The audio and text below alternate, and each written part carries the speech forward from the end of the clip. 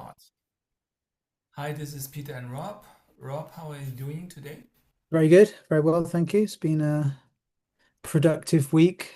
Um, uh, as I mentioned to you earlier, we a lot of trust issues come up. I realized um, how little trust I have, or certainly going back to my childhood in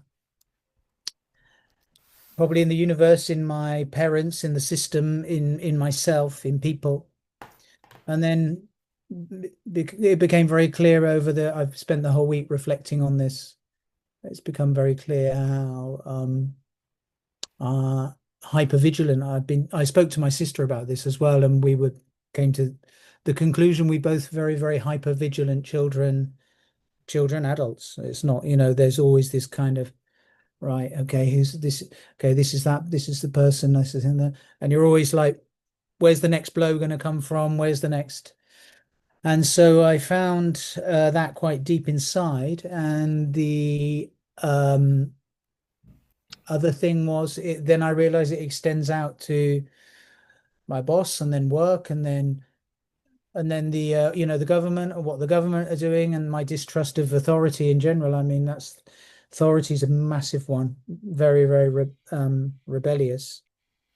One question. Your sister and you were adopted together, right? You coming No, came well, here. in this case, no, in this case, this is a sister I met through 5 years ago. So I didn't know she even existed until 5 years ago. This is And a real sister of you? yeah, we've got, yeah, real sister biologically, yeah. So, but we've never, well, she lived a period with a mother, and then they were taken into care because of child abuse in the family, and I'd already been adopted at 6 months, so I was already out of the picture. Um, so, and we found each other. It's very interesting because she's on a very similar Wow.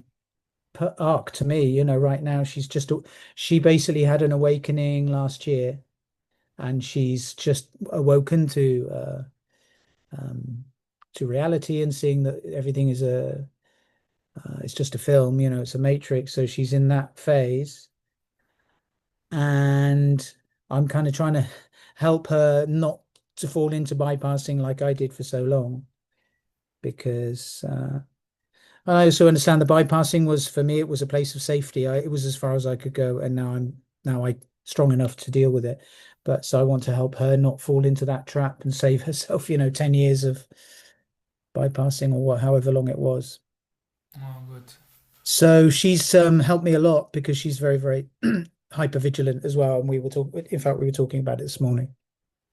And she remember she had a relationship with the mothers much stronger. You Yeah, didn't. she lived with our mother for 3 years, so she has some vague memories, and obviously she grew up with the other two sisters, our other two half sisters.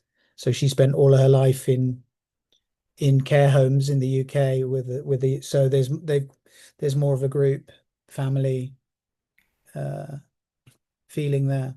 So and there's a lack of trust in a existential sense, right? A lack of trust to the universe and everything. In perhaps more in my sense, in her sense, it's lack of trust of the adults around her didn't, they abused her, so they didn't, so they did, she has a lack of trust in that. And then I don't think she's so far down the road with the spirituality thing. She's very much in the honeymoon period. When you discover this truth, it's like, wow, this is it, this is the panacea, this is the doorway to freedom. And also you can think it's all over. And Yeah. so she's not quite there, and I'm kind of like letting her enjoy that, but trying to make sure she's aware of, without Mm. interfering in her I mean, I process. was separated from my mother after birth, coming out 6 weeks too early, and then sitting in 6 weeks isolation, and Oof. then spending 1.5 years with my grandparents, but seeing my mother from time to time. But I was growing up finally with my real parents. But what do you think this conspiracy thing, what we believed in, is doing to us when we are this hyper vigilant or when we have this lack of trust to the world? Is this encouraging more distrust when we believe in conspiracies? Um, I suppose it's very difficult to see anything that appears to be, it's difficult to take anything at face value Mm. life. So you're always very, very aware of. But in some ways, I've always found it a thing that's it takes you into the thing that's always there. So for me, that presence is the one thing you can trust is the presence, the divine presence. So if anything, it's a double-edged sword. It's not something that it can create anxiety, but at the same time, it always drives you within because that thing outside, by its very nature, can never sustain you totally. Exactly. Okay. So Very it's nice. not an it. So it's for me, it's not an issue personally, but there's an inertia, or there's a kind of natural, there's a programming towards questioning everything and Yeah. questioning people's motives and I my feel own, but a lot of the time as well. I feel impatience about the development when they promise Mm. now we have disclosure, Mm. now we everything will get better, and And it's it's never not going. happening. Well, it won't because by the time we get the information, now we're getting all the information on what's it called? Three-eye Atlas. Is it called? Three No. Atlas or something Yeah, like whatever. that. Yeah, 31 Atlas. but the information is now coming from the government. So there's no, by the time it gets to us, the information has been so manipulated. Because Yeah, I started hearing about this in July. Now we're in December, and now they're talking about it on the media. But you know that the version you're getting from the media is the version that the government wants you to, because the government's always going to want to take charge of the narrative, yeah, which is what the egos does, it's exactly what we're doing right now. I mean, then don't worry, I've got this. The ego will take charge of the narrative to keep everything safe, and it's exactly what's being played out mm, in the in the larger world. So it's quite fascinating to watch it play out yeah. as a So microcosm and a macro. yeah, so let's look now into the small parts of you. Make a little session now, and Mm. please close your eyes and Hmm. look where this distrust is in your body or in your system. Could be also outside the body.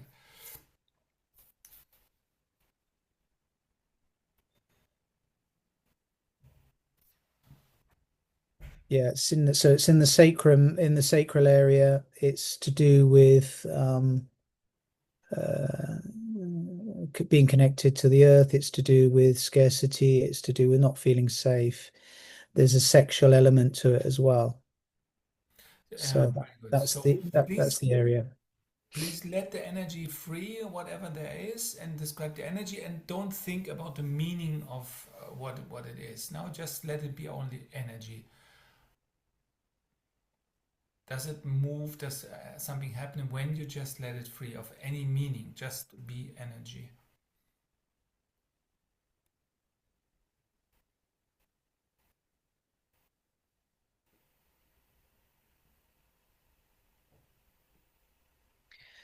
It's just expansion. It's space. Mhm. If I You let can it allow be, it also to rise up over your neck to the crown chakra if it wants to go. it can move. What I feel is that it's like more moving down through my down to the earth into my Oh, through yeah. Okay. down my legs, and it's being allowed to extend outwards, Yeah. but within the body rather than it's like a knot that's been undone. Mm-hmm. Yeah. Let it be free and ask this part, please. How old are you? Says three, Mhm. And ask him, what do you want? safety. It's always safety. It's always reassurance, safety, Mhm. And when you have found total safety, what do you want next?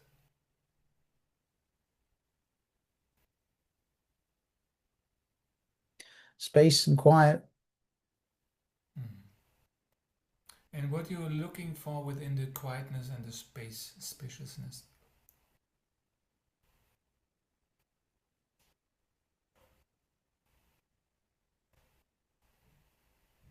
Or is there no more to go? There's nothing to do there. It's space and freedom. It's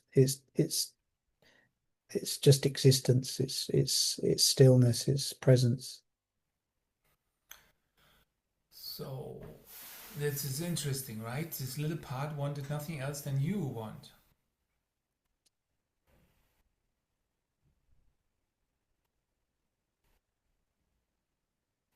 So let's sit for a moment in this absoluteness of being and let it envelop the small part and bring this oneness back to the small part in you.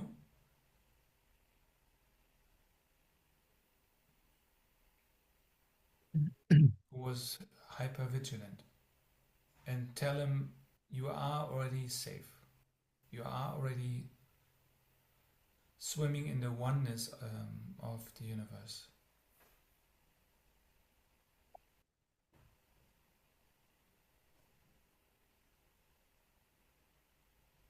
Mm.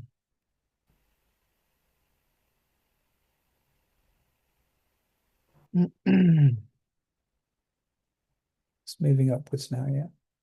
It's moving up. Mm.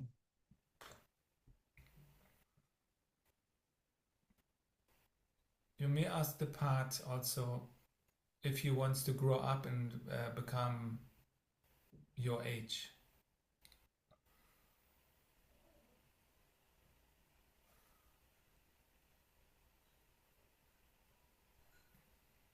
Mm. Wants to participate. There's a feeling of passion, wanting to take part in life again. Mm. Can you see where this small part was hiding? Where? Mm. How does the place look like? No, I can't. What I'm feeling is a pain in my heart now. In your So heart. there's a pain here in my chest, in my heart chakra, and then there's a feeling of energy going up into the throat.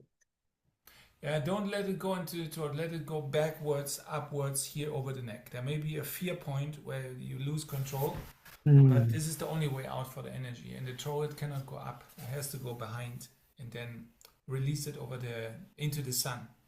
It wants to go.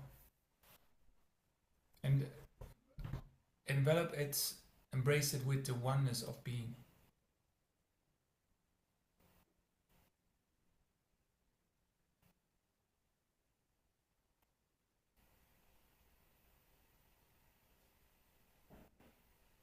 Just let it be free.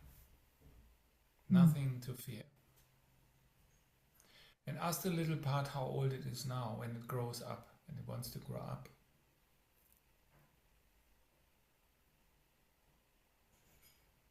It's timeless. Mm-hmm.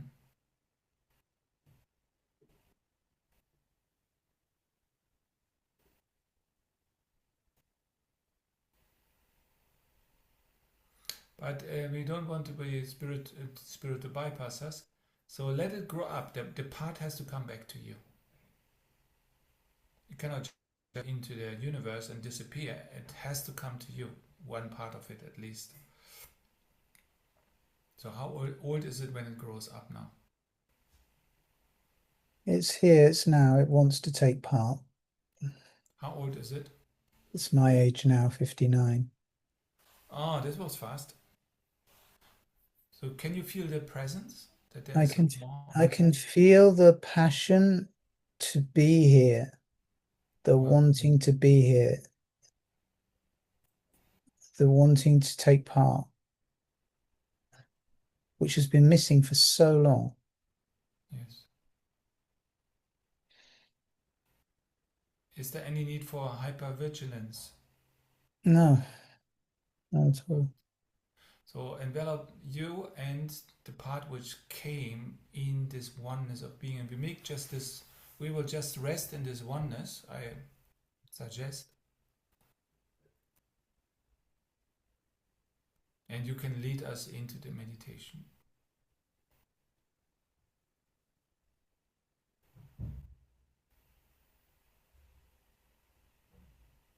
It's safe to be. It's safe to be here. It's safe to be in the body.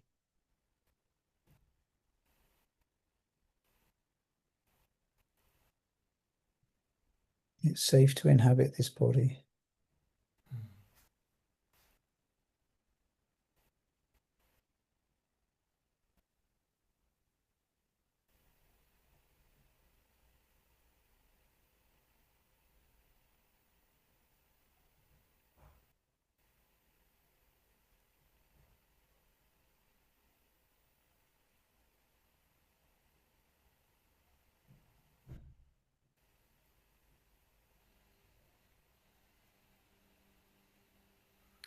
the inner space is connecting the inside and the outside, and we let it. And space is the same as spirit. So we have to use the space in order to connect to the infinite spirit, of which we are individualized part. We have each one individual light signature. So we don't lose our individuality when we let go of contraction and limitation. We can join the oneness of the universe without losing ourselves, but we will find ourselves, both the one self which we share all and something individualized. This is my understanding. And we can just enjoy our beingness together in this space.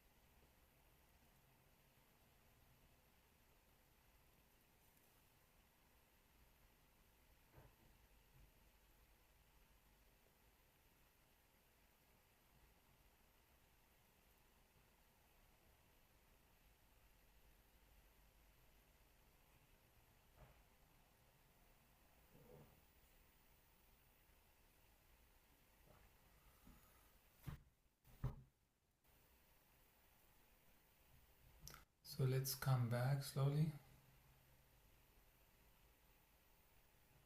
and look back in your body, and what do you feel? Did something change in this? in our time together.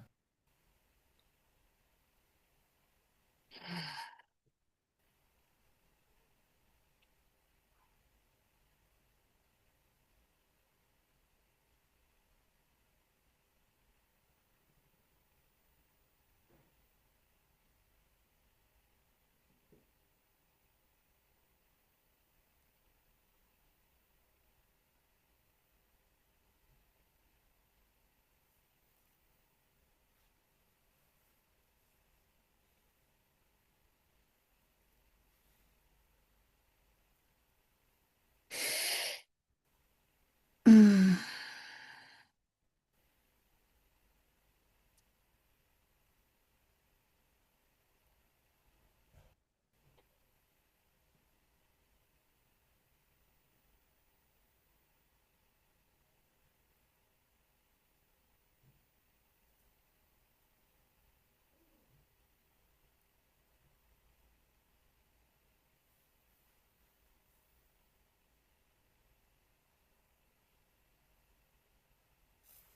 Want to say something? Yeah, I say safety. Felt very safe. Mother Mary was there. Whenever I meditate with you, Mother Mary turns up. Um, yeah, there's a feeling that wanting to go out of my head and just leaving. That's my problem. So I had to really bring down that. But fine, yeah, part of it. Yeah. It's like when you're in the witness state in general, you're seeing the world. And this is like being in. It's a bit like being in the witness state, but inside the world. Yeah. But it's all the chaos instead of the chaos is going on outside you, but you're detached from it. Here, it's going on around you, but at the same time, there's a detachment element to it. Although I don't know if that makes sense, but it's very hard to describe. There's a fullness to it. Mm. Rather, perhaps it's the emptiness versus fullness, and full. Maybe it's that. I don't know. There's a fullness to it. There's a body to it. Beautiful, beautiful. Is that what's your experience been? No, and my experience was just presence. But in my understanding, the presence penetrates the world, and my goal was never detachment. I just saw an advertisement from the East, from a Buddhist country, and they showed a young man who helped everybody until everybody was happy, and they said he witnessed happiness. Mm, So they cannot imagine that he was just totally happy. So he mm. witnessed so as a detachment, a Yeah. separation from love and from happiness. And that's not my goal, to be separated from No, of course positive not. feelings. And also how can you give from a place of lack anyway? Yeah. So if you don't have that, and I think that's certainly part of my bypassing and using spirituality as a bypass to try and help other people from a place of weakness where really I couldn't really offer anything anyway. Mm. Um, so it's incredible the level of bypassing that goes on with the in the world of spirituality, just like collecting different um, belief systems, modalities, kind of techniques. But all of those are actually keeping you, well, they can take you to so far, but then there's a point where um, they're no good anymore. I mean, we both worked here in the valley behind Barcelona with engineers, right? And I Mm. was astonished that they had no problem of being human. You're just normal No, people living their lives. no, no. I've always been very envious of those kind of guys, that could just come Yeah. in and do their work and leave, don't have any real questions about anything. That's amazing, yeah. Yeah, yeah. It's interesting. But now we integrating our humanness. Yeah, it's accepting you're we're the interface as well, and that's been the hardest thing to accept, I suppose.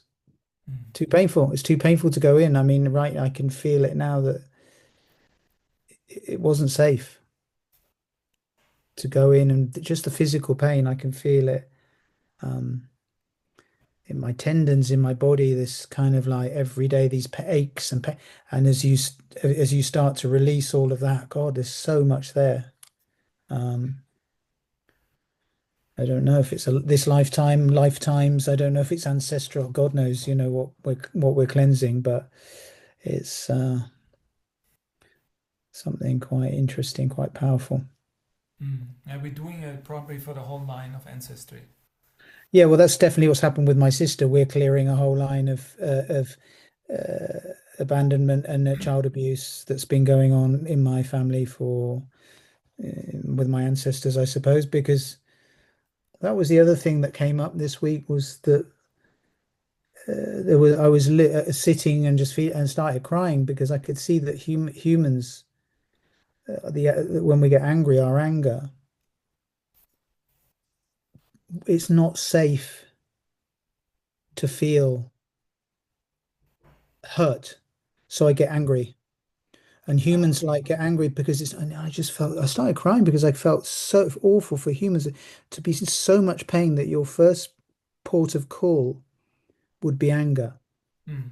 because you can't express your hurt or your sadness or The vulnerability, yeah, no? your vulnerability, your shame. So it's only really safe for me here to get angry, like my parents. And then I was thinking a little bit about my ancestors, and I don't know the story that well, but I know, Catholic Ireland, a lot of abandonment. My mother was abandoned, child abuse in the family, and there's that's on one side of the family that I do know. And yeah, and then you take it out into the marketplace and what's going on in the world, and you just see so much anger and so much abuse and so much abuse of power, and and then you're thinking about the bully in the playground, how much pain the bully is in, and then you're looking at the bullies in the globalists, how much pain are they in to be trying to literally destroy everything, it seems. Just that power of that it just made me cry. I just felt so. Um, I don't know. I just felt really, really sad about it, or just felt compassion for them, really, not anger. Of course of course, because they can't express the pain they're in any other way. Yeah. One girl, a Mexican medium, was sitting in front of one of these worst guys on earth. I mean, it was full of all these pictures, and he was deeply into these cults. And she sat there, and she knew she can only sit in front of him without being destroyed when she's not judging him. Yeah. And she did it, and in her dreams, she came out, and her dreams, or somebody could see his house. One day afterwards, he changed totally. He changed his sides. He took all the satanic pictures away, only because he was looked at without judgment. Just somebody looked at him Yeah. without In the judgment. presence of that. Yeah. Well, that's how Jesus cured, isn't it? Because Jesus didn't see illness. He wouldn't even register it. Anyone that came into his energy field would just be healed because he didn't recognize illness as even a thing. Yeah. It was not that he was consciously performing miracles. It was just his energy field just eradicated that. Mm, A lot of the archons, they say, a lot of the archons are flipping. mm. A lot of archons are realizing that um, this is what they're saying that they can't carry on in this game. It's like we're going to play another game. And a lot of them are flipping, and their hearts are starting to open, and they're starting to go to the other side. So some big changes are happening. Definitely, I can feel it in general. Um, but like you say, outside, it's the problem is outside. There's a big interest in not in again. The authorities are going to control the narrative, whatever comes up. If the next thing next year is going to be massive with UFOs and you know projections of false extraterrestrials. I Messiah, think, yeah, I stuff think like that is it's coming. Project Bluebeam time. I imagine next year. Because they know they can't contain it any longer. So they say, okay, we can't contain it. We'll take control of it, and we'll be in charge of it. We will I think. see. We will be here and talk about it. We'll definitely talk about it. Yeah, a very nice thing that came up this week as well, talking about the off-world stuff, was that the it was interesting about Lemuria, so Lemuria and Atlanta, wasn't Atlantida, wasn't it? Was it Atlantis. Atlantis? Sorry. They were saying that so there was like so Atlantis was very, very interested in technology and then just went too extreme into technology and destroyed itself. Lemuria was the opposite. It was too into the magic and got lost and destroyed itself. And we're at that impasse now with AI coming in and consciousness. And again, that's playing out again. And it's just finding that balance so it doesn't happen again. Well, I don't think it can't happen again now, but it's very interesting watching that play out.